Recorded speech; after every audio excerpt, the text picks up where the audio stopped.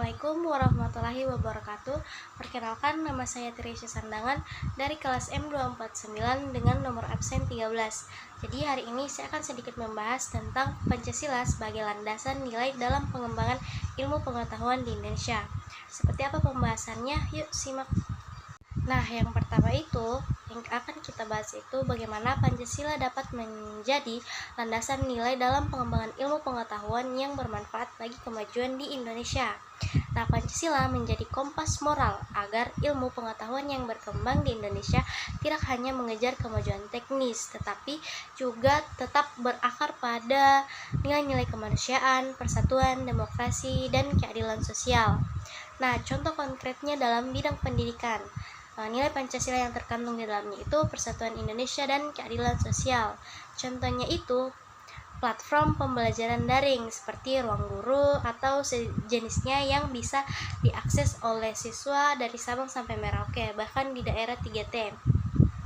Nah, yang kedua, dalam pengembangan teknologi dan inovasi, nilai kemanusiaan dan keadilan sosial dari Pancasila dapat diterapkan dengan cara memastikan bahwa hasil-hasil iptek digunakan untuk meningkatkan kualitas hidup semua rakyat secara adil, bukan hanya untuk kelompok tertentu saja. Artinya, teknologi tidak boleh memperlebar kesenjangan sosial, tetapi justru mempersempit ketimpangan dan memulihkan martabat manusia. Contohnya, aplikasi kesehatan gratis atau murah seperti Halodoc dan Sehatku. Ini bisa dipakai untuk konsultasi dokter tanpa harus keluar biaya besar. Ini sangat membantu untuk masyarakat menengah ke bawah. Selanjutnya, apa peran ilmu pengetahuan dalam mewujudkan tujuan Pancasila? Nah, ilmu pengetahuan memiliki peran besar dalam membantu mewujudkan nilai-nilai Pancasila karena ilmu menjadi alat untuk menciptakan persatuan nasional, keadilan, dan kesejahteraan sosial.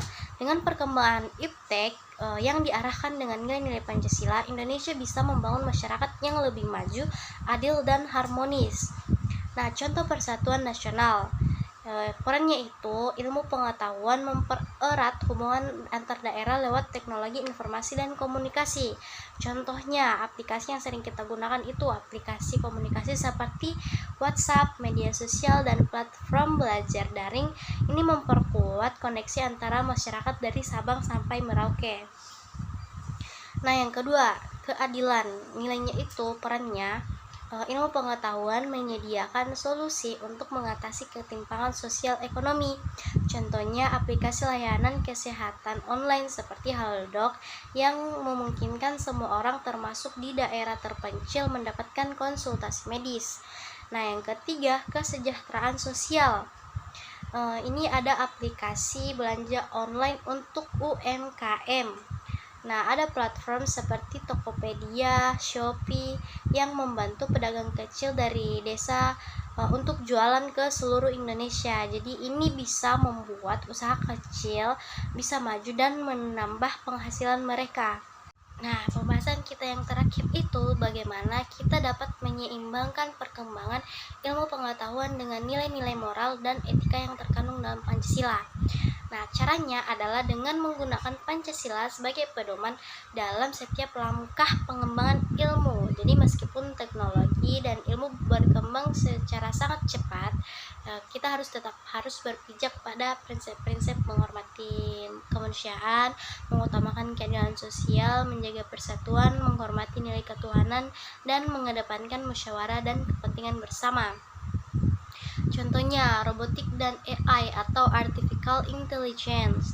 Ini kita boleh mengembangkan robot pintar, tetapi kita harus juga ingat ini digunakan untuk membantu manusia, bukan menggantikan total pekerjaan manusia sehingga menyebabkan pengangguran besar-besaran.